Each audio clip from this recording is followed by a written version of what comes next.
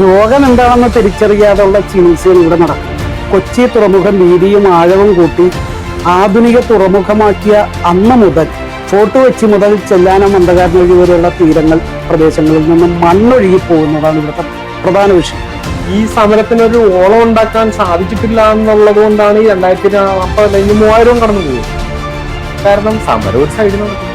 2040 ദിവസമായിട്ട് ഞങ്ങൾ സമരം ചെയ്യുന്നു. ഇവിടുത്തെ പ്രധാന പ്രതിപക്ഷമായ കോൺഗ്രസ്സുകാരി ത്രിവർണ്ണ പതാകയും ആ റോഡിൽ വന്ന് 5 or 6 പേര് കിടന്നതല്ലാതെ എന്തെങ്കിലും തരത്തിൽ പ്രതികരിച്ചിട്ടുണ്ട്. പി രാജീവ് മന്ത്രി വന്നാണ് അന്ന് പരിഹാരം പറഞ്ഞത്. പക്ഷെ അതൊന്നും നടന്നില്ല എന്നാ പറഞ്ഞത്. പഞ്ചായത്ത് ഭരിക്കുന്നത് കമ്മ്യൂണിസ്റ്റ് പാർട്ടി, നമ്മുടെ MLA കമ്മ്യൂണിസ്റ്റ് പാർട്ടിയുടെയാണ്. 2019 ജൂണിൽ നടന്ന സമരം എങ്ങനെയാണ് പിൻവലിച്ചതെന്നും സമരക്കാരറിയാതെ പിൻവലിച്ചത് എങ്ങനെയാണെന്നും നാട്ടുകാർക്കൊക്കെ അറിയാം. ഇപ്പോ ചെല്ലാനത്തെ കടൽക്കുത്തി പണിത് കഴിഞ്ഞിട്ട് ഏകദേശം 2 വർഷത്തിന് മേലെയായി.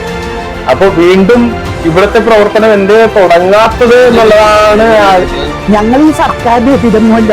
അത് ആരാണ് പറഞ്ഞത് അങ്ങനെ? ഞങ്ങള് പിണറായി വിജയൻ ചെയ്തത് നല്ല കാര്യം, ഈ സ്ഥലം MLA KJ മാക്സി ചെയ്തത് നല്ല കാര്യം. പക്ഷെ ഞങ്ങളിത് ആരോടെ പറയേണ്ടത്?